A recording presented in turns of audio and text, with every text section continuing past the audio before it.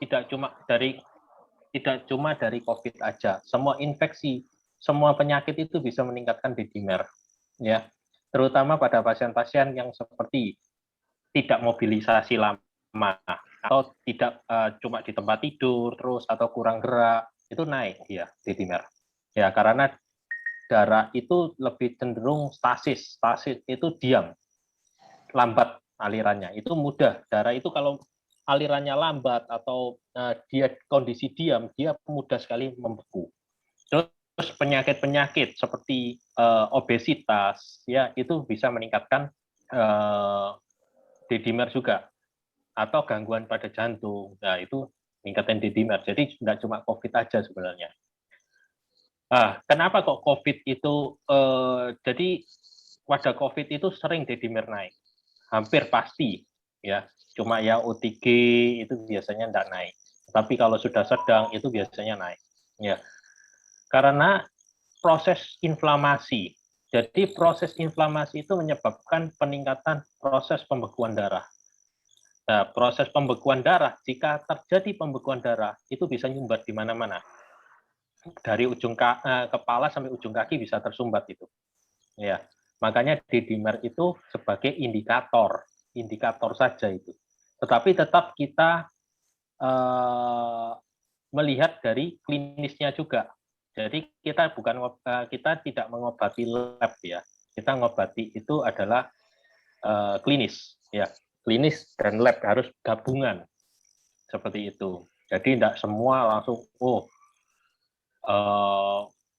tanpa petunjuk langsung minum obat pengencer darah, enggak gitu. Ya. Jadi pada kasus COVID itu meningkat memang karena proses inflamasinya itu. Dan untuk lebih, jadi itu penelitian yang menemukan bahwa salah satu penyebab kematian pada COVID itu adalah pembekuan darah, itu dari yang meneliti Italia pada gelombang pertama yang lalu, itu Italia. Dan ada penelitian lagi dari Spanyol, itu sih. Itu. Jadi kapan perlu sampai kapan dievaluasinya? Biasanya 2 minggu. Bisa 2 minggu sampai 1 bulan untuk evaluasinya. Setelah sembuh masih bisa. Karena proses inflamasi peradangan itu tidak serta-merta langsung hilang setelah COVID-nya PCR negatif, COVID-nya atau COVID-nya hilang langsung hilang gitu. Radang, enggak. Karena tubuh itu kalau habis dari kena COVID itu kayak pora-poranda gitu. Jadi proses radang itu akan terus, tapi akan makin lama akan menurun. Seperti itu. Terima kasih, Dr. Audi. Pertanyaan selanjutnya, ini pertanyaan yang lagi hit sekarang ini. Tentang vitamin D, dari Om Yohanes Bintang. Berapa dosis vitamin B yang ideal? Kemudian ini saya sambungkan, biasanya Om Beni nih yang paling sering share. Apakah harus dengan vitamin K2? Ya, itu mungkin nanti jawabannya akan panjang itu. Kemudian dari Om Almaser, ini Om Roy ini biasanya. Kalau begitu baiknya pakai nebulizer ya daripada uap panas. Monggo dijawab. Niko silakan. Ya, ya coba share screen ya.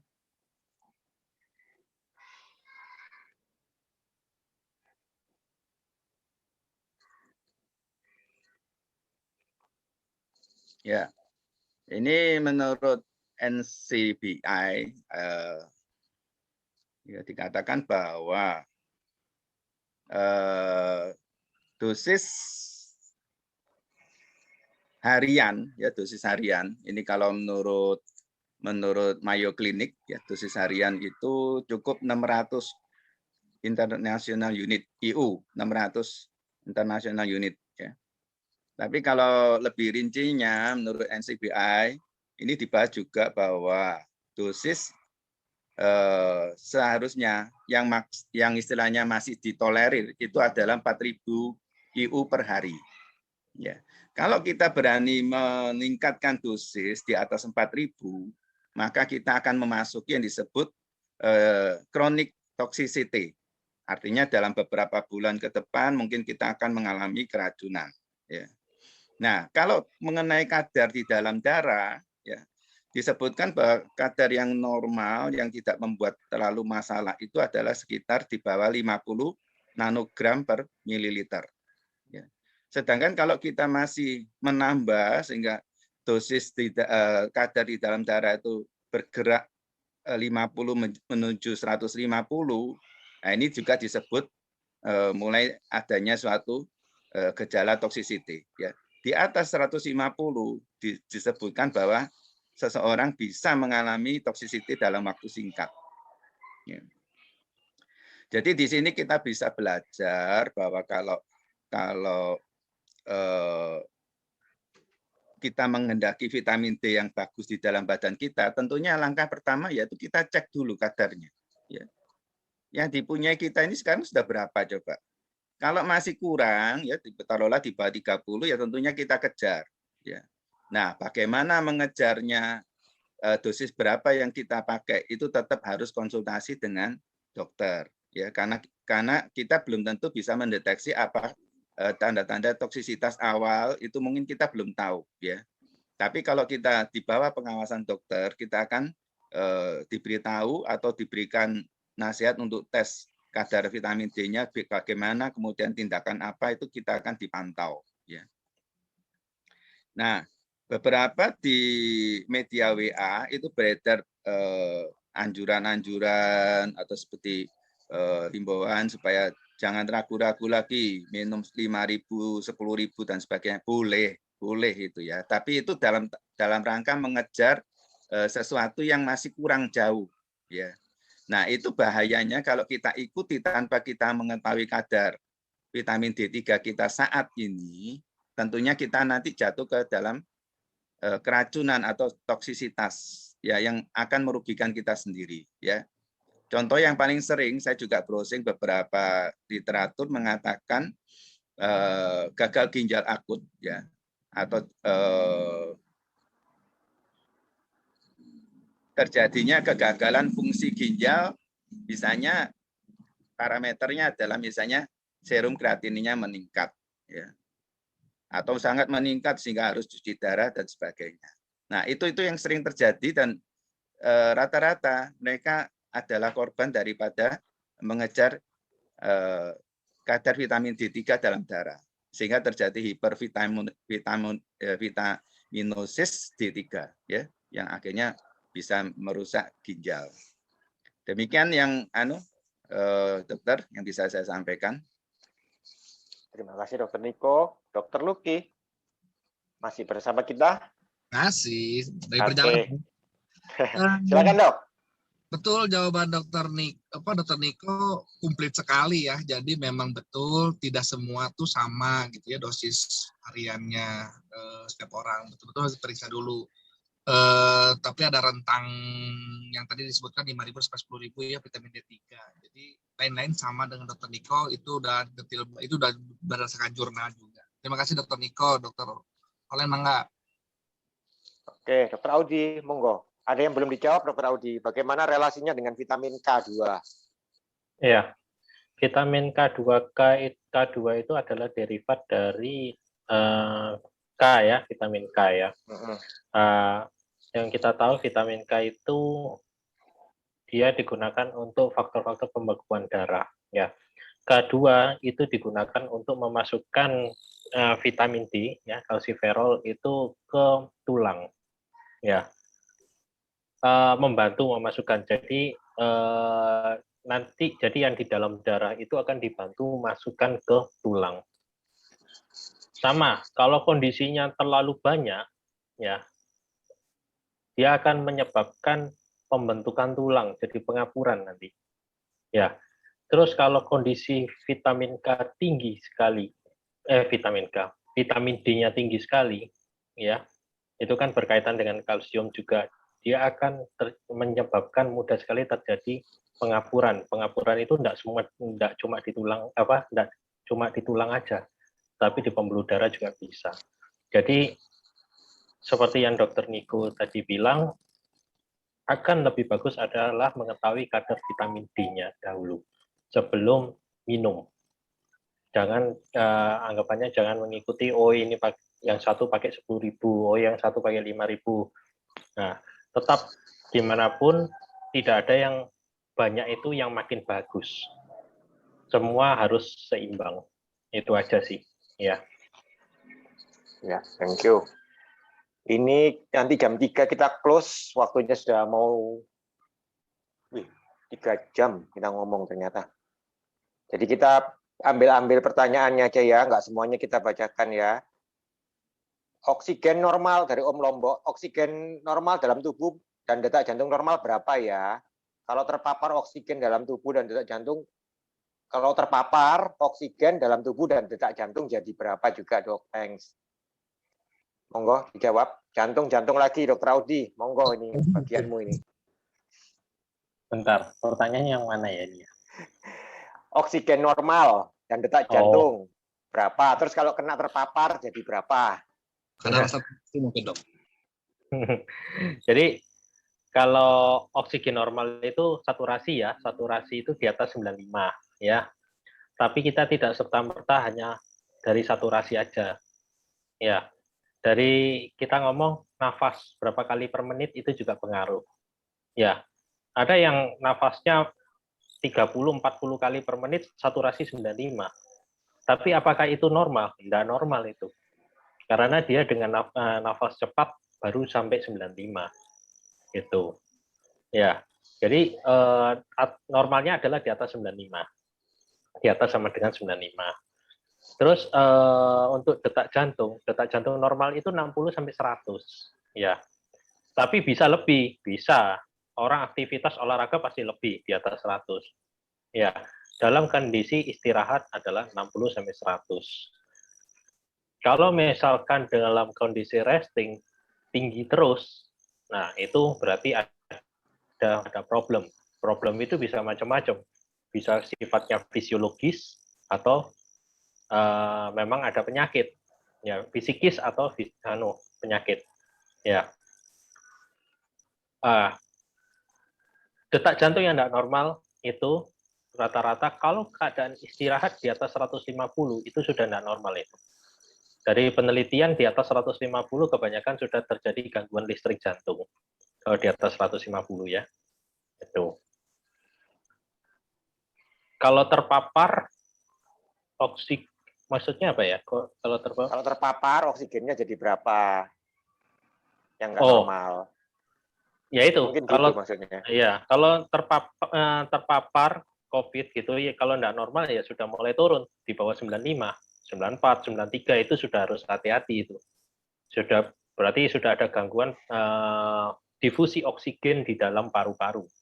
Itu. Untuk detak jantungnya kalau selama infeksi, terutama infeksi COVID itu biasanya detak jantungnya akan meningkat.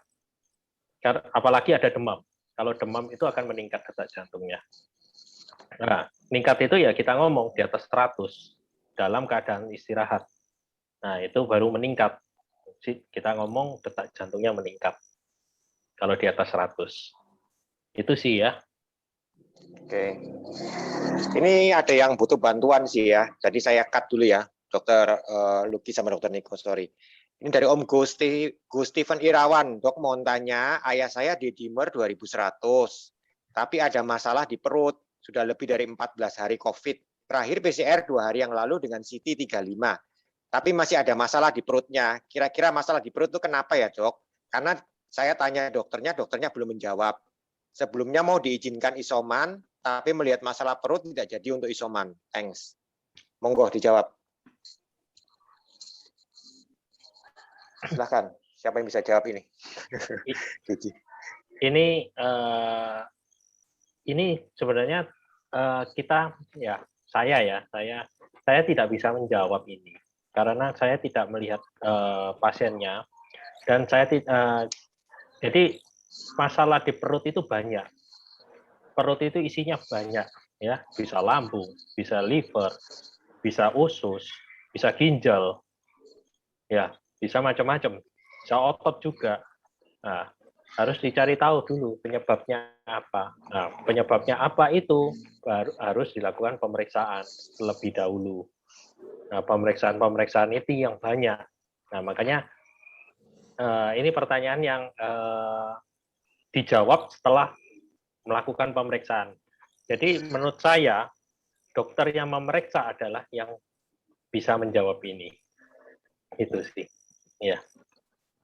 Ya. Dokter Niko mungkin ada yang mau ditambahkan? Ya, ya persis seperti yang dikatakan Dokter Audi. Kalau permasalahan perut itu kan kalau kita kaitkan untuk mempersempit skopnya, kita persempit aja ini skop COVID gitu ya. Permasalahan perut ini kenapa sehingga dokternya juga menolak isoman? Kalau menurut saya mungkin ya karena ada varian-varian virus yang lain gitu ya. Karena seperti kita ketahui delta, beta dan theta sekarang ini itu sering atau gejalanya lebih dominan di gastrointestinal tract. Jadi sering saluran pencernaan yang lebih diserang. Ya, mungkin juga ada pertanyaan yang di bawah itu kenapa juga sudah vaksinasi Sinovac 2 kali masih kena lah, sama juga ya. Jadi vaksin yang dibuat di Sinovac itu mungkin berkiblat pada kasus di Wuhan kemarin ya. Sedangkan yang beredar sekarang itu banyak varian atau strain baru dari virus corona. Bisa saja kita terkena strain yang lain gitu ya. Jadi kembali lagi untuk kasus yang ada permasalahan perut dan sebagainya, mungkin dokter akan menguji kembali ya apakah CT35 ini perlu diulang dan sebagainya. Demikian ya Dokter Roland. Terima kasih infonya Dokter Niko. Dokter Luki masih bersama kita kah? Ya, baik ya. mungkin saya menitik beratkan yang tadi jawabannya udah oke lah ya, maksudnya setuju sekali dengan Dokter Audi, Dokter Niko. Saya cuman menitik beratkan tentang hasil nilai CT ya, nilai CT dari PCR. Ya. Nilai CT PCR itu jangan disalahartikan atau tidak ada korelasi tentang dengan kondisi klinisnya, ke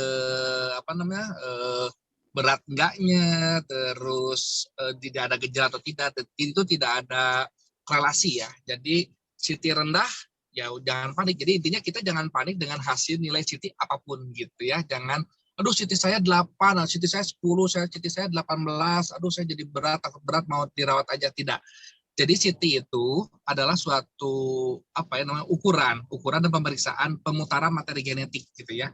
Kalau misalkan pas ketika diputar di alat baru 8 atau 10 kali putaran udah terdetek oleh materi genetiknya di alat, ya udah berarti CT-nya 10 misalkan, atau enggak sudah diputar-putar setelah 40 kali tidak ada hasilnya negatif atau tidak ada, atau enggak 45 putarannya berarti CT-nya negatif gitu ya. Jadi yang penting adalah jangan kaget dengan atau jangan stres dengan nilai CT. CT berapapun tidak korelasi dengan kondisi kita.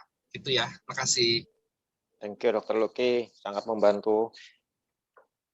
Mungkin ini pertanyaan terakhir ya, karena waktunya juga sudah mau habis. Ini soal vaksinnya Dokter Terawan ini, berbasis sel dendritik. Apakah metodenya berbeda dengan sekarang? Kan menggunakan sel darah putih kita sendiri. Apakah kita diambil darahnya dulu atau gimana? Lalu saya kan sudah vaksin, apakah boleh nantinya vaksin lagi dengan metode dendritik? Boleh dijelaskan? Terima kasih. Dokter Niko, biasanya share screen-nya bagus-bagus Dokter Niko ini. Iya, kebetulan Pak Terawan ini juga orang radiologi, jadi sebetulnya beliaunya ini sudah meneliti cukup lama, ya, meneliti cukup lama, cuma memang terjadi kendala di sana sini. Sebetulnya pertanyaannya sudah menjawab sendiri, gitu ya. Jadi betul sekali, jadi diambil darah dari kita, kemudian dikembangkan imunitas di situ. Setelah selesai terjadi baru dimasukkan kembali ke badan kita. Jadi imunitas antara si A, si B dan seluruh penduduk di Indonesia itu akan berbeda-beda. Ya, antibodi yang terbentuknya juga berbeda dan mereka sangat spesifik dengan pribadi masing-masing. Ya.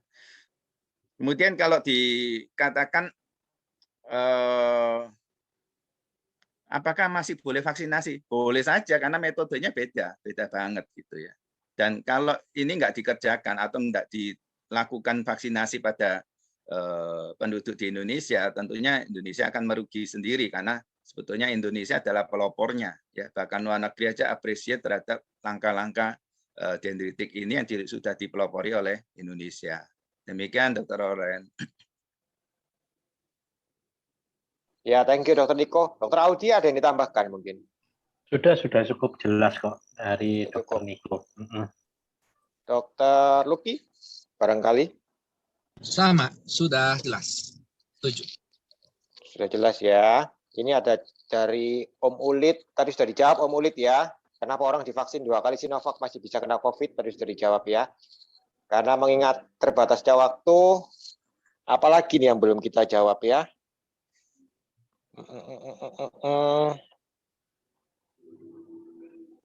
Kayaknya sudah cukup lengkap, sudah dijawab semua. Terima kasih waktunya, Dr. Niko, spesialis radiologi, Dr. Audi, dan Dr. Luki. Thank you sudah menyempatkan waktu. Saya kembalikan ke MC kita ya. Monggo, Bro Wijaya, silakan. MC. Oke. Oke, terima kasih dokter-dokter kita di Al-Mazhar ya, yang baik hati dan tidak sombong ini ya. Waktunya 2 jam dihabiskan untuk mengedukasi teman-teman yang ada di sini. Mungkin kita tutup sesi ini, tapi sebelum kita tutup boleh videonya dinyalakan semua ya. Kita ambil sesi foto ya. Bentar. Oke.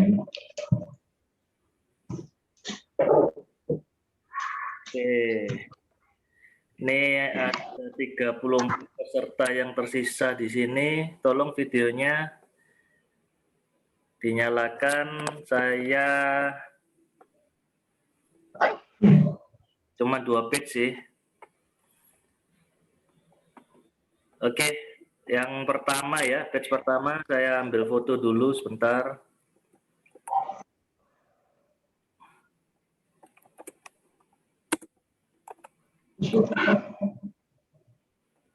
Oke, terus page yang kedua.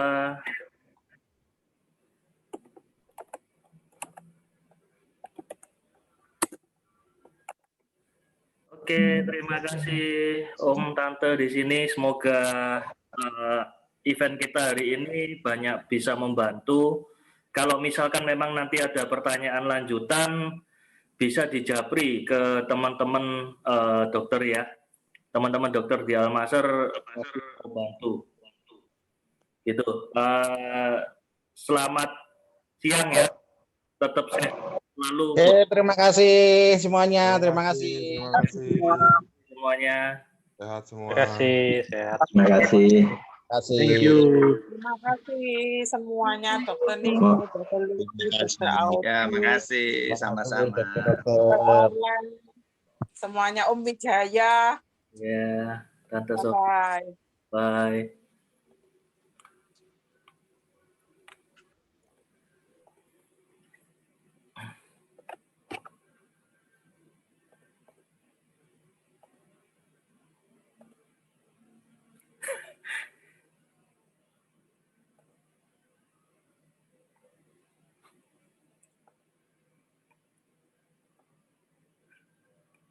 Belum sempat di video, Bro. Ulit.